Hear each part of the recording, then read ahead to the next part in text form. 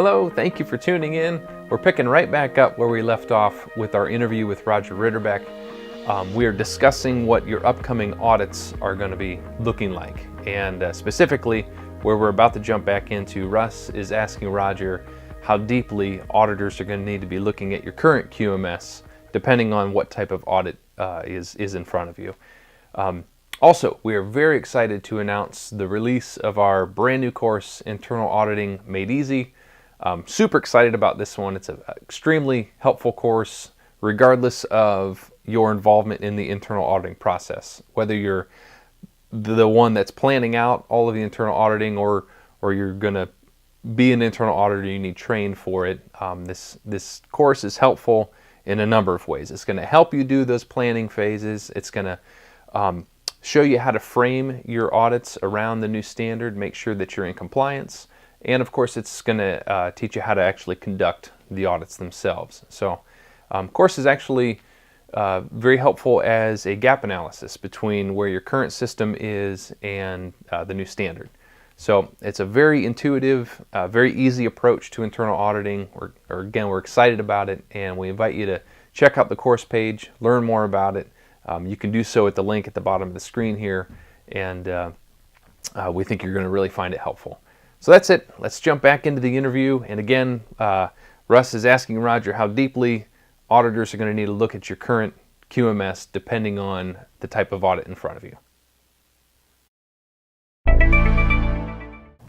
Are they going to have to look at the entire system? I mean, look at everything? Well, if it was a recertification audit, yes. But if an organization is transitioning to a surveillance audit, the auditor would cover the normal activities that would be covered at that surveillance and the additional Rev D requirement. So that's what the additional time is for. Okay. So let's say some of our clients and folks that are watching this thing say, okay, I'm going to jump in this and get ready for this. And so they implement a counterfeit parts program. They got product safety, which they didn't have before, and they Sure. implement those kind of things. And they've had them for a while. They've done internal audits on them. Mm-hmm. So when they fill out the questionnaire for you, that potentially could reduce the audit time on site, or is that going to say, well, yeah, you've implemented, but we've never seen it yet? So is that going to? Right. No, it doesn't actually reduce the audit time. That risk readiness review determines the amount of additional time. So let's say a routine surveillance is 3 days. Gotcha. Based on the results of the risk review, that's 3 day surveillance could jump from anywhere from 3.5 to 4 days. Okay. So we've been. Thank you, Roger. I mean, it's this whole thing is. I know it's of interest to everybody here. Everybody's wondering what's it going to take to get there, and they're wondering if registrars are going to develop their own criteria. But it sounds like it's pretty well controlled and documented what it is. So everyone's playing on the same. Sure. Yeah. Each certification body must adhere to the supplemental rule, and each certification body must present their plan to adhere to the supplemental rule to the accreditation body. Okay.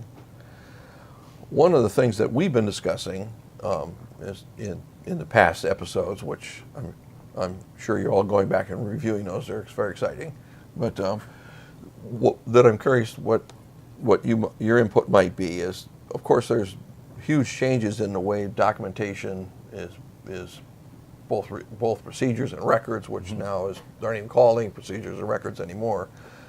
Do you think that's going to greatly affect the way your auditors are auditing or the audits are conducted? No, not at all.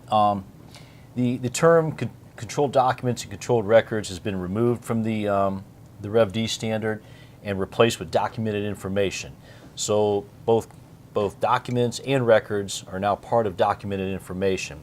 And as you go through the standard, every time you see documented information, it's either referred to as documented information must be maintained, mm-hmm. which means, i.e., that's a controlled document, or documented information must be retained, so i.e., that's a record.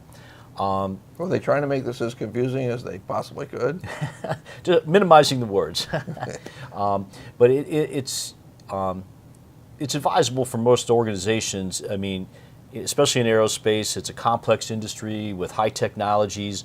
You've got a number of documents within your system. I wouldn't go abandoning those documents because that's what you need to, produce your product and run your business. It's fascinating to hear from this guy's an expert. If anybody knows what's going to be required on the upcoming audits, this is the guy. So we're trying to pick his brain and as much as we can, and it's fascinating to hear. And I'm learning stuff as we go through this. So I hope you folks are too. But we were talking about documented information, and Roger, let me pose a kind of absurd example, but so it's extreme to one side. Let's Sure. say I decided, okay, the only really documented information I've got to maintain is how I'm controlling non-conforming product. So that's the only quote procedure that I have. And when you come in to audit me, are you going to be happy with what you see? No. The auditors are probably not going to be happy with that, and the organization is going to have a hard time demonstrating conformance to a number of the requirements without that documented information, which would ultimately result in non-conformities. Yeah. I guess probably what you're looking for is that, do I have whatever document is requirement to be able to have an effective system in place? And so. Sure. I mean, the level of documented information is really dependent upon the organization. So you go into an organization that's building jet aircraft engines, the level of documented information is going to be significant compared to a smaller organization making a small bracket that goes on to that engine. Yeah, that's true. So one of the questions that came into us that, as you were talking about context of the organization, is that in Rev D it's a new requirement, which actually new to ISO, that the organization define context of the organization by determining external and internal issues that are relevant. What are they asking here? Sure. What the standard is referring to is internal and external interested parties. So those are parties that could have an effect on the organization. So internal interested parties could be unions. Okay. For an example, external interested parties could be the EPA, OSHA. All of those types of external stakeholders, if you will, that could have an impact on your organization. So what would you expect to see as evidence that I've actually done that? Sure. The auditor is going to have an interview with top management on those type of requirements, and then those really need to be documented in that strategic business plan or that SWOT analysis. Okay. EPA, for example, your environmental requirements and regulatory requirements, those could pose, either opportunities or threats to the organization, depending upon your level of conformance. So supposing you were auditing me and you're asking me, how do you identify, what the interested parties are? And I said, well, our customers are interested in us, Sure. and we've government regulations, and the union steward is here; he's interested too. And is that going to be sufficient? I have nothing documented. I'm just giving you as a top management. I've identified it, but is that going to work? In most cases, the auditor would expect to see documented information on that. Whether in a plan, in a SWOT analysis, and that would be the typical place that those things would be captured. You're capturing your interested parties, both internal and external. You certainly would want to capture what kind of strengths, opportunities, weaknesses, and threats they pose. I get part of the thing I think I'm hearing from Roger, but I think is important for all of us, is that what we're looking for is not a bunch of individual isolated requirements, but a cohesive management system. So when we're looking at interested parties, like Roger mentioned, we're identifying them in a SWOT or another analysis, and this all flows together. So this isn't something that we can say, okay, we can wing it in the management interview, but we're going to have to be able to show that we're managing these things effectively. Sure, that's true. So, well, thank you, Roger. Really appreciate your feedback. I hope keep sending your questions in, and as long as we can hold them hostage here, we'll keep getting more more answers from him. One of the answers that So that's it for today. Join us next time. We're going to be talking about a brand new topic we've yet to discuss on the show here. So don't want to miss it.